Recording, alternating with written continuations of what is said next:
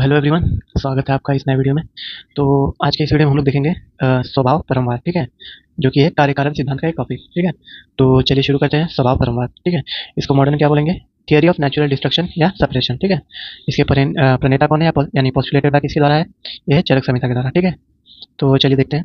अ, स्वभाव परमवाद का सिद्धांत चरक संहिता की मौलिक देन है, ठीक है। इसकी मौलिक देन है चरक संहिता की, ठीक है। तो आइए नेक्स्ट देख लेते हैं स्वभाव परमवाद के मुख्य बिंदु यानी कि हाइलाइट्स ऑफ स्वभाव परमवाद। तो सबसे पहला क्या है? स्वभाव परम का अर्थ स्वभाव से उपरम ऐसा होता है। उपरम का अर्थ होता है नाश, ठीक है। अतः स्वभाव परमवाद का अर्थ है स्वभाव से नाश। किससे? स्वभाव से नाश, ठीक है। एक श्लोक दिया गया है, उसको देख लेते हैं। जायन्ते हेतु वैषम्य आदि आदि आदि विस्मृतयो देह धातव हेतु साम्यता साम्यता समा तेषां स्वभाव परमवाद सदा चरक सूत्रस्थान 16/27। क्या कहता है इसका मतलब? धातुओं की उत्पत्ति, ठीक है, धातुओं की उत्पत्ति या पुष्टि जिन हेतुओं से होती है, यदि उन हेतुओं में विषमता हो तो देह धातुओं में भी विषमता हो जाती है, ठीक है। यदि हेतुओं में साम्यता हो तो धातुओं में भी साम्यता रहती है, परंतु धातुओं के विनाश में कोई कारण नहीं होता, अर्थात नाश क्या होता है? स्वतः होता है, ठीक है। नेक्स्ट क्या बताएगा? स्वभावतः विनाश कारण निरपेक्षादु परमो, ठीक है। विनाश है स्वभाव परम। चरक सूत्रस्थान 16/27 पर चक्रपाणी की टीका। ये क्या कह रहे हैं? विनाश करने वाले कारणों के अनुपस्थित रहने पर भी उनका धातुओं का, ठीक है, उनका यानी धातुओं का विनाश स्वभाव से होता है। इसे स्वभाव परमवाद कहा गया है। नेक्स्ट क्या है?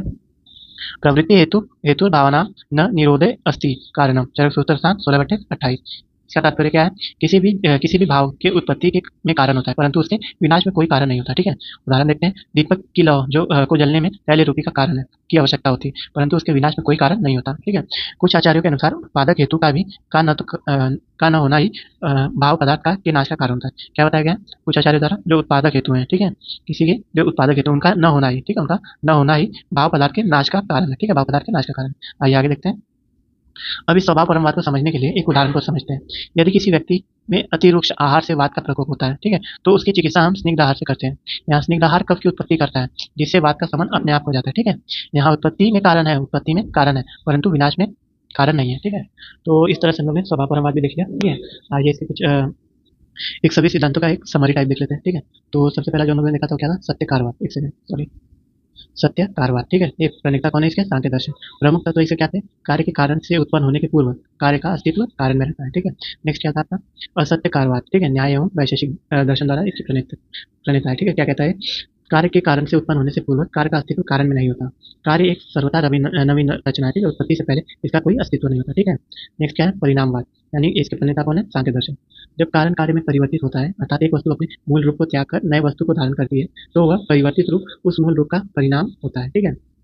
विवर्तवाद देख लेते हैं। वेदांत दर्शन द्वारा प्रणीत है। कारण का कार्य रूप में परिवर्तित होना है, एक अभाव मात्र है, केवल ब्रह्म सत्य है, ठीक है। फिर क्या है? आरंभवाद, न्याय एवं वैशेषिक दर्शन द्वारा कार्य अविद्यमान होते हुए भी उसे उत्पन्न यानी आरंभ किया जाता है, इसलिए इस सिद्धांत को आरंभवाद कहा गया है।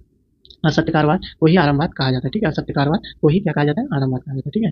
नेक्स्ट देखते हैं। कौन सा सिद्धांत है? परमाणुवाद, ठीक है। कौन है? वैशेषिक दर्शन द्वारा। क्या इसके प्रमुख तत्व? परमाणुओं के संयोग और विभाग से वस्तुओं यानी कार्य की क्रमशः उत्पत्ति और विनाश होती है। फिर क्या है? क्षणभंगुरवाद, जो कि बौद्ध दर्शन। कार्य कारण की श्रृंखला एक सतत गतिशील प्रभाव है। वस्तु की एक क्षण में उत्पत्ति, दूसरे क्षण में स्थिति और तीसरे क्षण में लय या विनाश हो जाता है, ठीक है। नेक्स्ट क्या है? स्वभाववाद, चार्वाक दर्शन द्वारा। स्वभाववाद कारण का प्रतिरोध नहीं करता, पर फिर भी वस्तुओं में होने वाली परिवर्तनों को वस्तुओं में ही स्वभावहीन मानता है।